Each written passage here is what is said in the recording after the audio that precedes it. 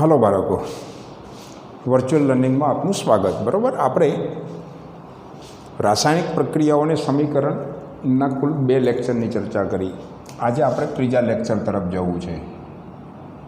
બરાબર,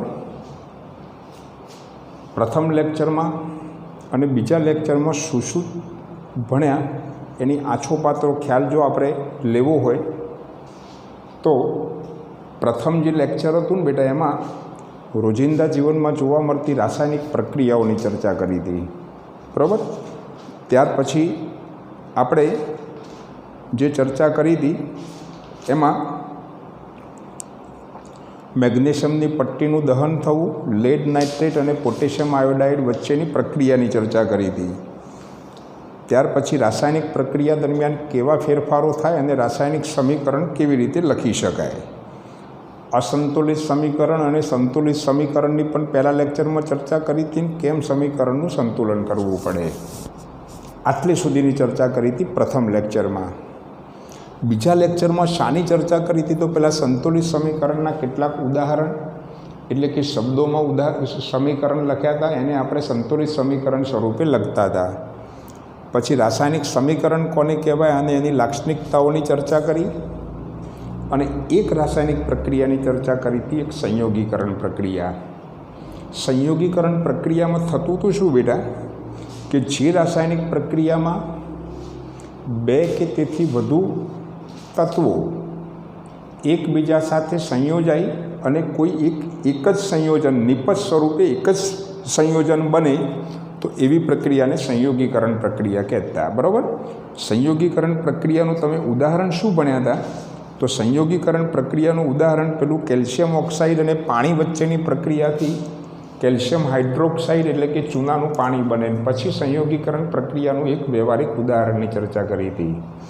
દાખલા તરીકે તમને પ્રશ્ન એવો પૂછે કે કોલસાનું દહન અને પાણીનું નિર્માણ. ચલો, કોલસાનું દહન એટલે, કોલસાનું દહન કરવું હોય તો કોલસો એટલે સી, દહન એટલે O2. તો શું બન્યું બોલો? તો CO2 બને. ચલો, પાણીનું નિર્માણ તો 2H2 વત્તા O2. તો આ પાણીના અણુનું નિર્માણ થયું. પ્રશ્ન એક વાક્યમાં પૂછે. આ તો સંયોગીકરણને લગતો પ્રશ્ન છે એટલે હું તમને સમજાવું છું કે કોલસાનું દહન થવું અને પાણીનું નિર્માણ થવું એ કેવી પ્રક્રિયાઓ છે? તો એ સંયોગીકરણ પ્રક્રિયાના ઉદાહરણ છે. ક્લિયર? તો સંયોગીકરણ પ્રક્રિયામાં 3 પ્રશ્નો પૂછે. તો ભાઈ, સંયોગીકરણ પ્રક્રિયા એટલે શું? ઉદાહરણ આપીને સમજાવો. સંયોગીકરણ પ્રક્રિયાનું વ્યવહારિક ઉદાહરણ સમીકરણ સહિત સમજાવો. અને કોલસાનું દહન અને પાણીનું નિર્માણ એ કેવા પ્રકારની પ્રક્રિયા છે. હવે આજે આપણે એક નવી પ્રક્રિયા તરફ જવું છે અને એવી પ્રક્રિયા છે ને, એને આપણે ઉષ્મા શોષક અને ઉષ્માક્ષેપક એવી 2 પ્રક્રિયાઓમાં એને વિભાજિત કરેલી છે. તમને પરીક્ષામાં પૂછે કે ભાઈ ઉષ્માક્ષેપક પ્રક્રિયા કોને કહેવાય?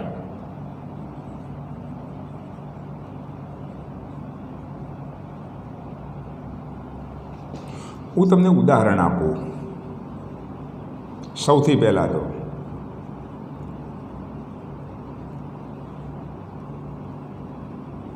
કુદરતી વાયુનું દહન. કુદરતી વાયુનું દહન, કુદરતી વાયુ એટલે મિથેન. મિથેનનું અણુસૂત્ર યાદ રાખો બેટા, CH4. એનું દહન એટલે વત્તા કરીને O2. તો થાય શું? દહન કરો ને તો સામાન્ય રીતે CO2 ને H2O પેદા થાય અને પ્લસ પાછી ઉષ્મા પણ મુક્ત થાય. આ સમીકરણને સંતુલિત કરવા માટે અહીં તમારે ખાલી માત્ર આટલું જોવાનું કે હાઇડ્રોજન 4 છે એટલે અહીં 2 કરવા પડશે અને ઓક્સિજનની આગળ પણ 2 કરવા પડે. એટલે જો 2 દુ 4 એટલે આ 2 ઓક્સિજન અને આ 2 ઓક્સિજન થઈ ગયા. ઓકે, તો કુદરતી વાયુનું દહન આ પ્રક્રિયા ઉષ્માક્ષેપક છે. બીજું ઉદાહરણ આપું.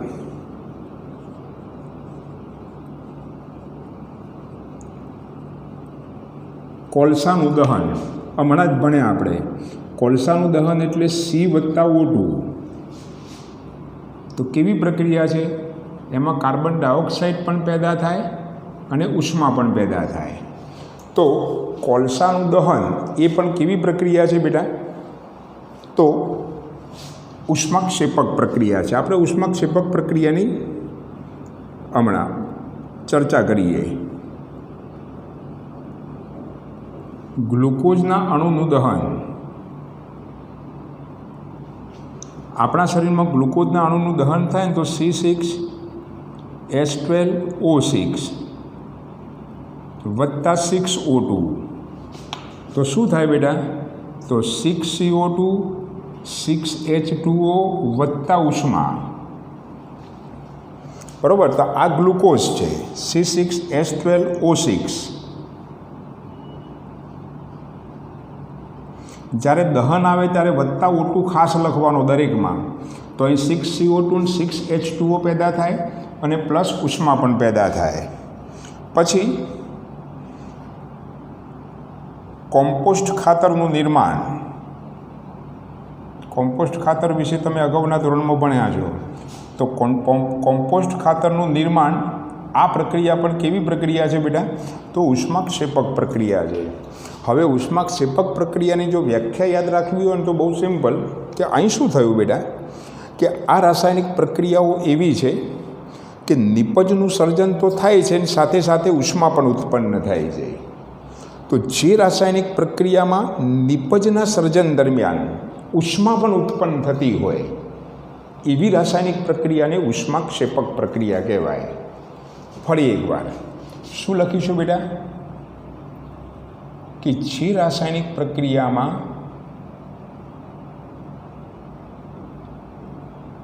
નિપજના સર્જન દરમિયાન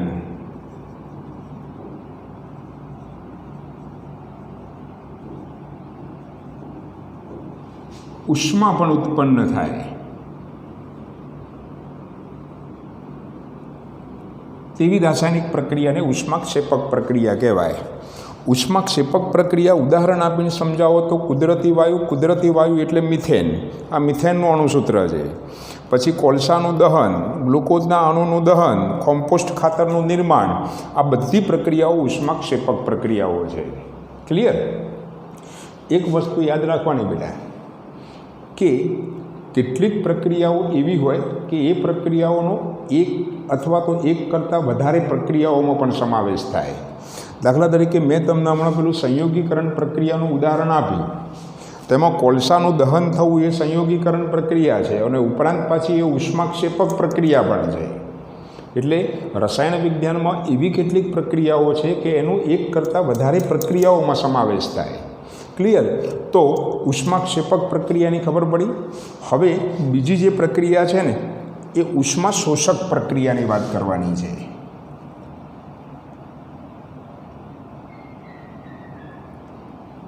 ઉષ્મા શોષક પ્રક્રિયા કોને કહેવાય?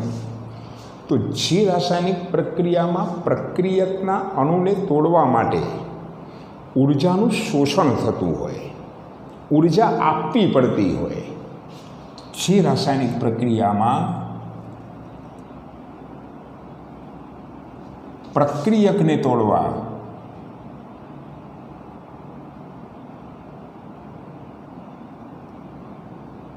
માટે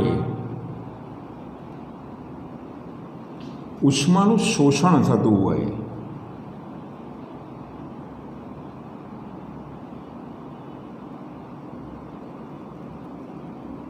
તેવી રાસાયણિક પ્રક્રિયાને ઉષ્મા શોષક પ્રક્રિયા કહેવાય.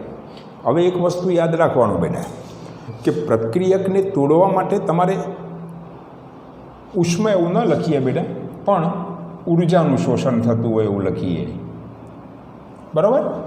તો અહીં વસ્તુ યાદ રાખવાનું બેટા, કે અહીં પ્રક્રિયકને તોડવા માટે જે ઉર્જા વપરાય છે ને એ ઉર્જા ઘણી વખત ઉષ્મા ઉર્જા પણ હોય, પ્રકાશ ઉર્જા પણ હોય અને વિદ્યુત ઉર્જા પણ હોય.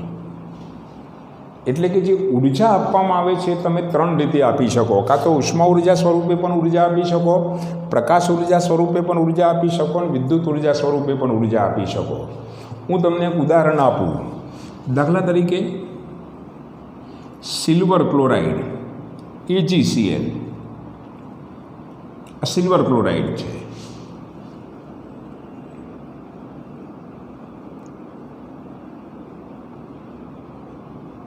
સિલ્વર ક્લોરાઇડને એક પાત્રમાં લઈને પછી એને તમે સૂર્યપ્રકાશમાં મૂકશો ને બેટા, તો અહીં શું થયું? તો સિલ્વર ક્લોરાઇડનું વિઘટન થાય, અને વિઘટન થાય એટલે થાય શું? તો Ag બને અને Cl2 બને. સમીકરણ સંતુલન સ્વરૂપમાં જ લખવું પડે. અહીં Cl2 છે ને અહીં Cl1 છે, તો અહીં 2 લખી નાખો ને અહીં 2 લખી નાખો. એટલે તો આવી જે પ્રક્રિયા છે ને એમાં શું થયું? તો પ્રકાશ ઉર્જાનું શોષણ થયું. શાના માટે? તો પેલા પ્રક્રિયકના અણુને તોડવા માટે. તો આવી જે રાસાયણિક પ્રક્રિયા છે ને એને ઉષ્મા શોષક પ્રક્રિયા કહેવાય. ઓકે, તો 2 પ્રકારની પ્રક્રિયાઓ. આપણે ત્રીજા નંબરની આ પ્રક્રિયા છે. પ્રથમ નંબરની પ્રક્રિયા કઈ હતી? તો સંયોગીકરણ પ્રક્રિયા. બીજા નંબરની પ્રક્રિયા ઉષ્માક્ષેપક. ત્રીજા નંબરની પ્રક્રિયા ઉષ્મા શોષક. ક્લિયર? તો આ બધી પ્રક્રિયાઓ છે ને, આ પ્રક્રિયામાં ઉષ્મા ઉત્પન્ન થાય, આ પ્રક્રિયામાં ઉષ્માનું શોષણ થાય. ક્લિયર? હવે આપણે આગળ જે ચર્ચા કરવી છે એ ત્રીજી પ્રક્રિયા છે, અને એ પ્રક્રિયાને આપણે વિઘટન પ્રક્રિયાની ચર્ચા કહીશું. કઈ પ્રક્રિયાની ચર્ચા કરવી છે બેટા? વિઘટન પ્રક્રિયા. એ ચોથા નંબરની પ્રક્રિયા છે. તમારે યાદ રાખવાનું બેટા, પ્રક્રિયાઓ કુલ આ પાઠમાં કેટલી છે? પહેલી પ્રક્રિયા સંયોગીકરણ પ્રક્રિયા હતી. બીજી પ્રક્રિયા ઉષ્મા ક્ષેપક પ્રક્રિયા. ત્રીજી પ્રક્રિયા ઉષ્મા શોષક પ્રક્રિયા. હવે આપણે કઈ પ્રક્રિયાની ચર્ચા કરવી છે? તો વિઘટન પ્રક્રિયાની ચર્ચા કરવી છે.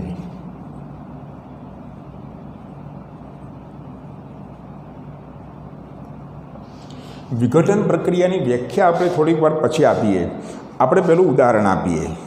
દાખલા તરીકે આપણી પાસે કેલ્શિયમ કાર્બોનેટનો અણુ છે. કેલ્શિયમ કાર્બોનેટ એટલે ચૂનાનો પથ્થર. આને તમે ઉર્જા આપશો ને, ઉષ્મા ઉર્જા, તો એનું રૂપાંતરણ કેલ્શિયમ ઓક્સાઇડમાં થાય અને કાર્બન ડાયોક્સાઇડમાં પણ થાય. ક્લિયર? આ શું છે બેટા? તો કેલ્શિયમ કાર્બોનેટ છે.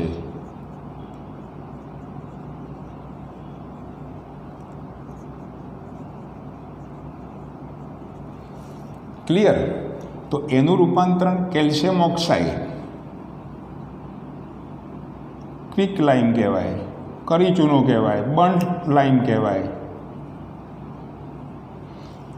આ તો ખબર છે તમને, કાર્બન ડાયોક્સાઇડ. આ વિઘટન પ્રક્રિયાનું પહેલું ઉદાહરણ. બીજું ઉદાહરણ હમણાં પેલું જે આપણે ઉષ્મા શોષક પ્રક્રિયામાં લખ્યું હતું એ 2AgCl. તમે સૂર્યપ્રકાશ આપો ને તો 2Ag વત્તા Cl2 બને.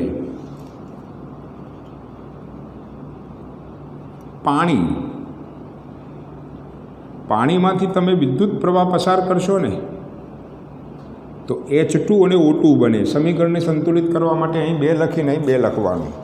તો તમે જુઓ બેટા કે વિઘટન પ્રક્રિયામાં થાય શું છે કે વિઘટન પ્રક્રિયામાં સંયોજનનો જે એક અણુ છે ને એનું 2 અથવા 2 કરતાં વધારે અણુમાં રૂપાંતરણ થાય, વિઘટન થાય. તો વિઘટન પ્રક્રિયાની વ્યાખ્યા લખવી હોય તો જે પ્રક્રિયામાં સંયોજનના અણુનું વિઘટન થઈ 2 કે તેથી વધુ સરળ પદાર્થોમાં રૂપાંતર થાય, એવી રાસાયણિક પ્રક્રિયાને વિઘટન પ્રક્રિયા કહેવાય.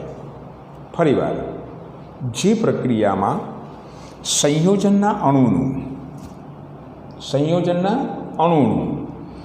2 કે તેથી સરળ પદાર્થોમાં રૂપાંતરણ થાય, આવી જે પ્રક્રિયા છે ને એવી પ્રક્રિયાને વિઘટન પ્રક્રિયા કહેવાય.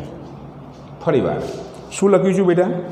જે રાસાયણિક પ્રક્રિયામાં સંયોજનના અણુનું વિઘટન થઈ 2 કે તેથી વધુ સરળ પદાર્થો બને, આવી રાસાયણિક પ્રક્રિયાને વિઘટન પ્રક્રિયા કહેવાય. હવે જરા બરોબર યાદ રાખજો બેટા. અહીં શું કરવાનું છે? તો સંયોજનના અણુને તોડવાનો છે, એટલે કે પ્રક્રિયકના અણુને તોડવાનો છે. તો હમણાં પેલી જે ઉષ્મા શોષક પ્રક્રિયાની ચર્ચા કરી હતી ને એ જ પ્રકારે તમારે જો પ્રક્રિયકના અણુને તોડવી હોય ને તો 3 પ્રકારે ઉર્જા આપવી પડે. કાં તો તમે ઉષ્મા ઉર્જા આપો, કાં તો તમે પ્રકાશ ઉર્જા આપો, અને કાં તો વિદ્યુત ઉર્જા આપો. આ જે પ્રક્રિયા છે ને બેટા, એવી પ્રક્રિયાને ઉષ્મીય વિઘટન પ્રક્રિયા કહેવાય.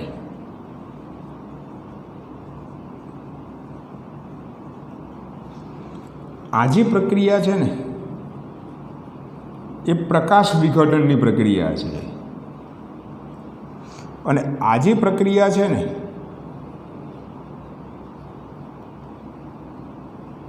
એ વિદ્યુત વિઘટનની પ્રક્રિયા છે. એટલે વિઘટન પ્રક્રિયાઓ છે ને, તમને પરીક્ષામાં એમ પૂછે કે ભાઈ વિઘટન પ્રક્રિયા ઉદાહરણ આપીને સમજાવો, તો સૌથી પહેલાં તો વિઘટન પ્રક્રિયાની વ્યાખ્યા લખવાની, પછી બીજું વાક્ય લખવાનું કે પ્રક્રિયકના અણુને તોડવા માટે પ્રકાશ ઉર્જા, ઉષ્મા ઉર્જા કે વિદ્યુત ઉર્જા સ્વરૂપે ઉર્જા આપવી પડે છે. અને તમે આ ત્રણમાંથી કોઈ પણ એક ઉદાહરણ આપીને સમજાવી દો તો પણ ચાલે. 3 ઉદાહરણ યાદ રાખો તો વેલ એન્ડ ગુડ. બોલો, ક્લિયર બેટા? તો હવે પછી જે આપણે ચર્ચા કરવી છે ને, તમે જોયું બેટા કે સંયોગીકરણ પ્રક્રિયામાં શું થતું હતું, તો 1, 2 અથવા વધારે અણુઓ છે ને એ એકબીજા સાથે જોડાઈને એક મોટો અણુ બનતો હતો. વિઘટન પ્રક્રિયામાં એના કરતાં ઉલટી વાત છે કે સંયોજનનો એક મોટો અણુ છે એનું રૂપાંતરણ નાના અણુમાં થાય છે. ક્લિયર? તો પ્રશ્ન તમને એવો પૂછે કે ભાઈ વિઘટન પ્રક્રિયા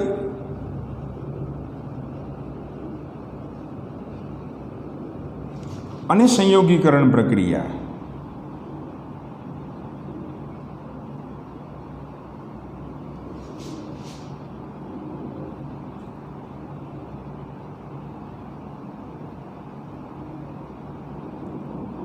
એકબીજીની વિરુદ્ધ પ્રક્રિયાઓ કેમ છે?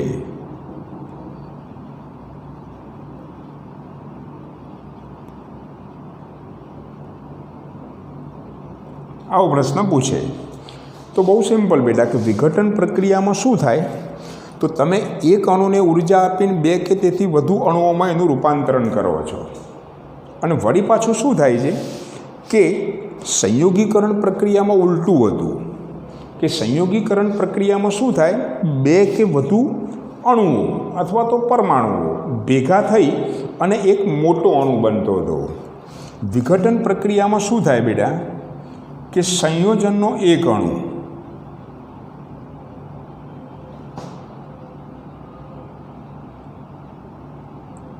એનું રૂપાંતરણ 2 કે તેથી વધુ સરળ પદાર્થોમાં થાય. જ્યારે સંયોગીકરણ પ્રક્રિયામાં શું થતું હતું બેટા, સંયોગીકરણ પ્રક્રિયામાં કે 2 કે તેથી વધુ પરમાણુ અણુ એ સંયોજાય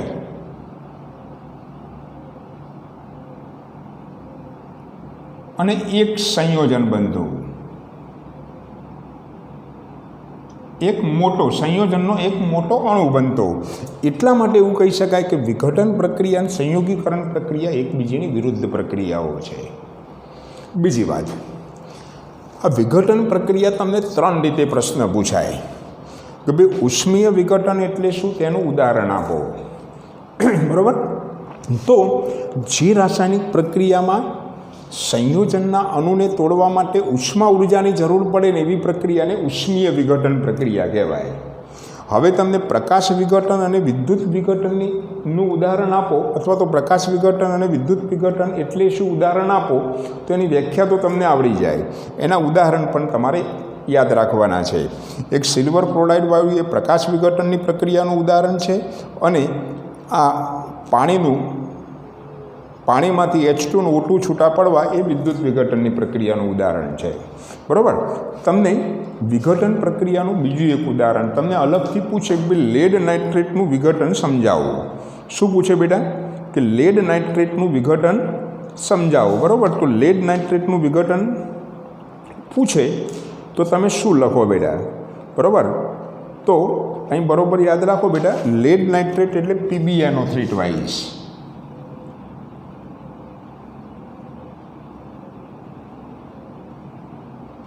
એનું વિઘટન ઉષ્મા આપીને જ કરી શકાય.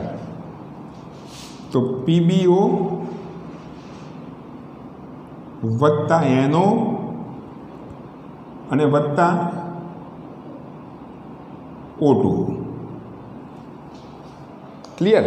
આ લેડ નાઇટ્રેટનું વિઘટન સમજાવ્યું આપણે. લેડ નાઇટ્રેટનું વિઘટન સમજાવો એવું જો પ્રશ્ન પૂછે ને બેટા, તો લેડ નાઇટ્રેટનું વિઘટન કરવા માટે શું કરવું પડે? તો લેડ નાઇટ્રેટને તમારે ગરમ કરવો પડે. તમે ગરમ કરશો ને એટલે તરત જ એનું રૂપાંતરણ શામાં થઈ જાય? તો લેડ ઓક્સાઇડ અને નાઇટ્રોજન ઓક્સાઇડમાં રૂપાંતરણ થાય. ક્લિયર? તો અહીં બરાબર યાદ રાખવાનું બેટા કે લેડ નાઇટ્રેટનું વિઘટન સમજાવો એવો અલગથી જો પ્રશ્ન પૂછે ને તો આપણે કયું ઉદાહરણ યાદ રાખવાનું છે કે PbNO3 ટ્વાઇસ, સોરી અહીં NO2 ઉત્પન્ન થશે, બરાબર? PbNO3 ટ્વાઇસ વત્તા NO2 વત્તા O2, બરાબર? આ સમીકરણને સંતુલિત કરવું હોય ને બેટા તો તમારે અહીં 2 લખવા પડશે. તમે અહીં 2 લખો ને તો અહીં 2 લખીને અહીં 4 લખવાના. ટૂંકમાં 2 2 4 યાદ રાખો, બરાબર? આને લેડ ઓક્સાઇડ કહેવાય, આ નાઇટ્રોજન ડાયોક્સાઇડ કહેવાય અને ઓક્સિજન. આ નાઇટ્રોજન ડાયોક્સાઇડ છે ને બેટા એ વાયુ છે, એ કથ્થાઈ રંગના ધુમાડાવાળો વાયુ છે, બરાબર? આમાં કરવું શું પડે બેટા કે લેડ નાઇટ્રેટનું તમારે વિઘટન કરવું હોય ને તે કસનરીમાં તમારે લેડ નાઇટ્રેટ લેવાનું, બરાબર? પછી એને નીચેથી ગરમ કરવાનું. તમે ગરમ કરશો ને બેટા થશે શું? લેડ ઓક્સાઇડ એ તો પાત્રમાં જ રહે, એટલે કસનરીમાં જ રહેશે. ઉપરના ભાગમાં નાઇટ્રોજન ડાયોક્સાઇડ છે, બરાબર? એના કથ્થાઈ રંગના ધુમાડા તમને બહાર આવતા જોવા મળશે. લેડ નાઇટ્રેટનું વિઘટન સમજાવો એવો જો અલગથી પ્રશ્ન પૂછે તો લખવાનું કે લેડ નાઇટ્રેટને કસ્તરીમાં લઈ અને એને ગરમ કરતાં લેડ ઓક્સાઇડ બને છે જે કસ્તરીમાં રહે અને નાઇટ્રોજન ડાયોક્સાઇડ વાયુના કથ્થાઈ રંગના ધુમાડા કસ્તરીમાંથી બહાર આવતા જોવા મળે છે. પછી તમારા સમીકરણ લખી નાખવાનું. બોલો બેટા, તો આપણે આજે કેટલાય પ્રક્રિયાઓની ચર્ચા કરી. તો એક ઉષ્મા શોષક, બીજી ઉષ્માક્ષેપક પ્રક્રિયા, ત્યાર પછી વિઘટન પ્રક્રિયા. હવે આગળ જે ચર્ચા કરવી છે ને પછી આપણે શું કર્યું બેટા કે વિઘટન પ્રક્રિયા અને સંયોગીકરણ પ્રક્રિયા એકબીજાની વિરુદ્ધ પ્રક્રિયાઓ કેમ છે. ક્લિયર? હવે આપણે જે ચર્ચા કરવી છે એ ઓક્સિડેશન રિડક્શન પ્રક્રિયાની ચર્ચા કરવી છે. ઓક્સિડેશન રિડક્શન પ્રક્રિયાઓ આપણે એકસાથે સમજી લઈએ, બરાબર?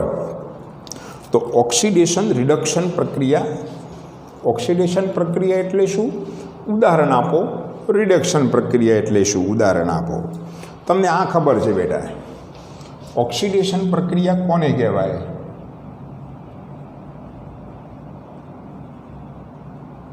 તો ઓક્સિડેશન પ્રક્રિયામાં થાય શું? તો જે રાસાયણિક પ્રક્રિયામાં O2 ઉમેરાય કે H2 દૂર થાય,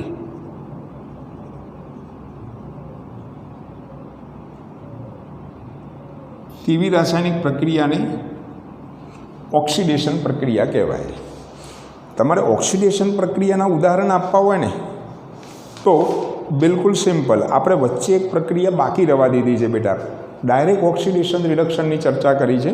તો ઓક્સિડેશન પ્રક્રિયામાં થાય શું? તો ઓક્સિજનનો ઉમેરો થાય કાં તો H2 દૂર થાય.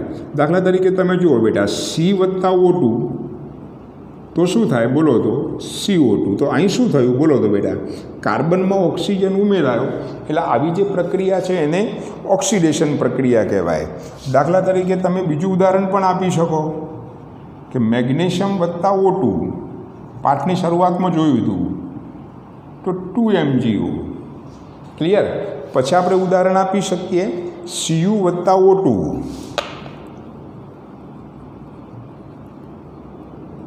તો કોપર ઓક્સાઇડ. સમીકરણને સંતુલિત કરવા માટે અહીં 2 લખીને 2, તો અહીં શું થયું બેટા? કાર્બન, મેગ્નેશિયમ અને કોપરમાં ઓક્સિજન ઉમેરાયો માટે કાર્બન, મેગ્નેશિયમ અને કોપરનું શું થયું? તો ઓક્સિડેશન થયું. ચલો હવે આપણે કોની વાત કરવી છે? રિડક્શન. આના કરતાં ઉલટી વાત. જે રાસાયણિક પ્રક્રિયામાં થાય શું? H2 ઉમેરાય કે O2 દૂર થાય, આવી રાસાયણિક પ્રક્રિયાને રિડક્શન પ્રક્રિયા કહેવાય. ચલો તો આપણે હવે શું કરવું પડે બેટા કે એવું ઉદાહરણ લખવું પડે કે એમાં H2 ઉમેરાય કાં તો O2 દૂર થાય. બરાબર. હું તમને ઉદાહરણ આપું, દાખલા તરીકે CuO વત્તા H2, તો થયું શું બેટા? જોજો, આ Cu છે ને, આ ઓક્સિજન H2 સાથે જતો રહે, તો Cu વત્તા H2O, તો શું થયું બેટા? બોલો તો. અહીં ઓક્સિજન દૂર થયો, એટલે આવી પ્રક્રિયાને રિડક્શન કહેવાય ને. ઓક્સિજનનું દૂર થવું એ રિડક્શન પ્રક્રિયા છે. દાખલા તરીકે CO2 વત્તા H2, તો થશે શું બેટા? આ CO2 વત્તા H2 પ્રક્રિયા થાય ને, તો આ CO2માંથી એક ઓક્સિજન આની સાથે જતો રહે, એટલે CO વત્તા H2O થઈ જાય. એટલે જુઓ, આમાંથી ઓક્સિજન દૂર થયો, ક્લિયર, અને આમાં ઓક્સિજન ઉમેરાયો, આમાંથી ઓક્સિજન દૂર થયો, એટલે આનું ઓક્સિડેશન થયું. કાર્બન ડાયોક્સાઇડનું ઓક્સિડેશન કહેવાય. દાખલા તરીકે બીજું ઉદાહરણ તમને આપું કે મેગ્નેશિયમ ઓક્સાઇડની તમે હાઇડ્રોજન સાથે પ્રક્રિયા કરો, તો મેગ્નેશિયમ ઓક્સાઇડમાંથી જે ઓક્સિજન છે H2 સાથે પ્રક્રિયા કરે તો શું બને? તો Mg વત્તા H2O. તો અહીં મેગ્નેશિયમ ઓક્સાઇડમાંથી ઓક્સિજન દૂર થયો, એટલે આવી પ્રક્રિયાને આપણે રિડક્શન પ્રક્રિયા કહીશું. બોલો બેટા, તો ઓક્સિડેશન રિડક્શન પ્રક્રિયા ખબર પડી ગઈ, બરાબર. હવે આ બંને પ્રક્રિયાઓની ભેગી પ્રક્રિયા છે ને, એને રેડોક્સ પ્રક્રિયા કહેવાય. રેડોક્સ પ્રક્રિયામાં થાય શું? હું તમને ઉદાહરણ આપું. અહીં એક ઉદાહરણ લખી દીધું છે, CuO વત્તા H2 બન્યું શું? બોલો તો બેટા, Cu વત્તા H2O. ચલો, આમાંથી ઓક્સિજન દૂર થાય છે ને. ચલો, ઓક્સિજનનું દૂર થવું તો રિડક્શન કહેવાય ને. ચલો, અહીં H2માં ઓક્સિજન ઉમેરાય છે, એટલે આવી જે પ્રક્રિયા છે ને એને ઓક્સિડેશન પ્રક્રિયા કહેવાય. ચલો, બીજું ઉદાહરણ, ZnO વત્તા H2, તો શું થાય બેટા? Zn વત્તા H2O. તો અહીં શું થયું કહો તો? રિડક્શન. ઉપરના જેવું જ બેટા, અહીં ઓક્સિડેશન. તો રેડોક્સ પ્રક્રિયાની વ્યાખ્યા લખવી હોય ને, તો જે રાસાયણિક પ્રક્રિયામાં એક પ્રક્રિયાનું ઓક્સિડેશન, એક પ્રક્રિયકનું ઓક્સિડેશન અને બીજા પ્રક્રિયકનું રિડક્શન થતું હોય ને, એવી રાસાયણિક પ્રક્રિયાને રેડોક્સ પ્રક્રિયા કહેવાય. ફરીવાર, રેડોક્સ પ્રક્રિયાની વ્યાખ્યા લખી હોય તો શું લખવાની? બોલો તો બેટા. જે રાસાયણિક પ્રક્રિયામાં એક પ્રક્રિયકનું ઓક્સિડેશન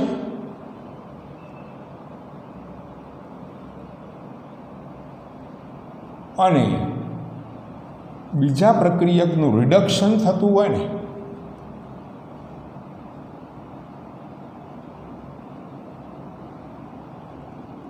તેવી રાસાયણિક પ્રક્રિયાને રેડોક્સ પ્રક્રિયા કહેવાય.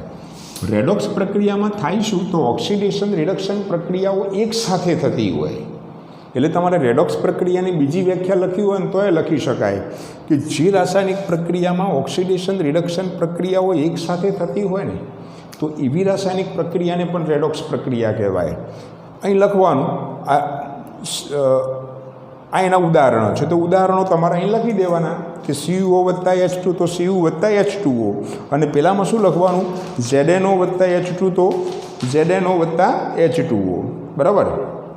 તો તમે આમાં લખી શકો કે CuO અને ZnOનું અનુક્રમે Cu અને Znમાં શું થાય છે? તો રિડક્શન થાય છે, અને H2નું H2Oમાં શું થાય? તો ઓક્સિડેશન થાય છે.